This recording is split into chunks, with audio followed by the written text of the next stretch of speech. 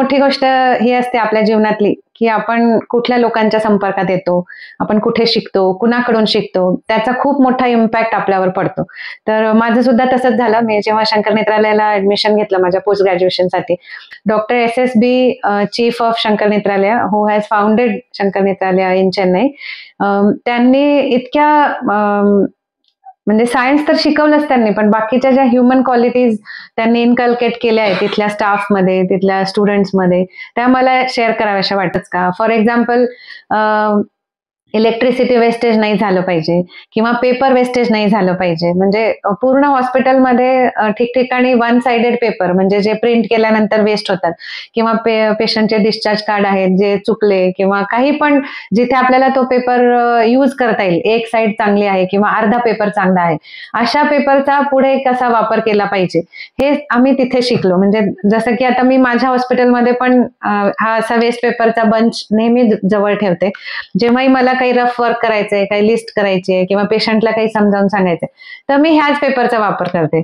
At the same time जी empathy आहे पेशंटला दाखवण्यासाठी, की जेव्हा पेशंट आपल्याकडे येतो तेव्हा त्याची मेंटल कंडिशन ही थोडीशी वेगळी असते.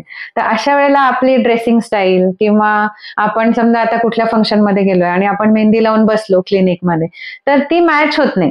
जेव्हा पेशंट आपल्याकडे येतोय तर पेशंटची मेंटल कंडिशन, रिलेटिव्हची मेंटल कंडिशन आणि आपली ऍटलिस्ट ऍट दॅट मोमेंट थोडीफार तरी मॅच झाली, तर मग आपल्याला जे कन्वे करायचंय ते इझी जातं.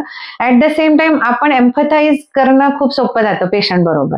सिंपथी दाखवण्याची गरज नसते प्रत्येक वेळेला, पण पेशंटचं जे इमोशनल कनेक्ट पाहिजे त्याच्यासाठी आपण पण त्याच लेवलने जर ह्या सगळ्या गोष्टी मॅच केल्या, तर ते पेशंट पर्यंत चांगलं पोहोचतं आणि पेशंटलाही आपण जे सांगतोय ते पटण्यास खूप फायदा होतो. आणि ग्रॅटिट्यूड जो आहे, की कुठलाही पेशंट, आपलं कल्चर आहे, आपण कोणीही आपल्या घरी आलं तर आपण त्यांना नमस्ते म्हणतो किंवा नमस्कार करतो, मोठे आहेत तर वाकून नमस्कार करतो. आता इथे ह्या प्रोफेशनमध्ये आपण वाकून नमस्कार करणं तर थोडंसं अडचणीचं होऊ शकतं for a profession of doctor and patient relationship.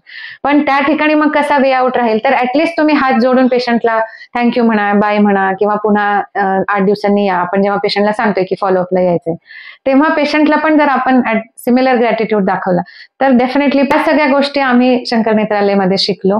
आणि त्यातल्या जेवढ्या आम्हाला इथे आमच्या प्रॅक्टिसमध्ये आणता येतील त्या आम्ही डेफिनेटली आणतोय. माझ्याबरोबर माझे बरेचसे कलिग्स आहेत जे शंकर नेत्रालयमधून पुढे शिकलेत, पुढे मोठे झालेत.